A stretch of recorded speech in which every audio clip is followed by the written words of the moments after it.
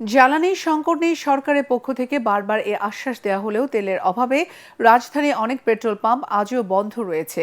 Filling station সংশ্লিষ্টরা জানান, depot থেকে পর্যাপ্ত তেল সরবরাহ না করায় বাধ্য হয়ে বন্ধ রাখতে হচ্ছে পাম্প।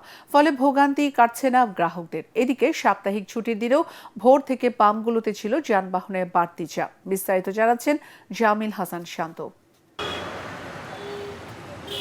ছুটির দিন সকালেও পাম্প খোলার অনেক আগে থেকেই যানবাহন চালকদের দীর্ঘ সারি। সড়ক ফাঁকা, তবে যানজট লেগে আছে তেল নিতে আসা যানবাহনের লাইনে। শুক্রবার সকাল থেকেই রাজধানীর পেট্রোল পাম্পগুলোতে এ দৃশ্য দেখা যায়।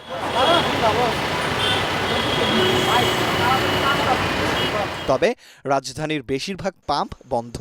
হাতে গোনা কয়েকটি পাম্পে ঘন্টার পর ঘন্টা লাইনে দাঁড়িয়ে জ্বালানি তেল নিচ্ছেন প্রাইভেট কার ও মোটরসাইকেল চালকরা।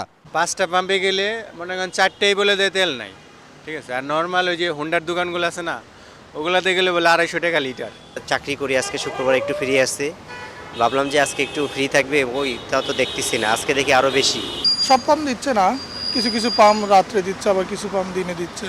ফিলিং স্টেশন কর্মচারীরা বলছেন, ডিপো থেকে পর্যাপ্ত তেল না পাওয়ার কারণেই পাম্প বন্ধ রাখতে বাধ্য হচ্ছেন তারা। কালকে যতটুকু তেল আমরা আনছিলাম ওটা টোটালটা দেওয়া আমাদের শেষ হয়ে গেছে, যার কারণে আপাতত তেল দিতে পারছি না। অর্ধেক দিতেছে, মানে আগে যদি আনতাম 13,500, এখন দিতেছে 6,000, 7,000, 8,000 এরকম দিতেছে। তবে সরকারের পক্ষ থেকে বলা হচ্ছে, সংকট মোকাবেলায় পরিমিত হারে তেল সরবরাহ করা হচ্ছে। জামিল হাসান শান্ত, এটিএন বাংলা, ঢাকা।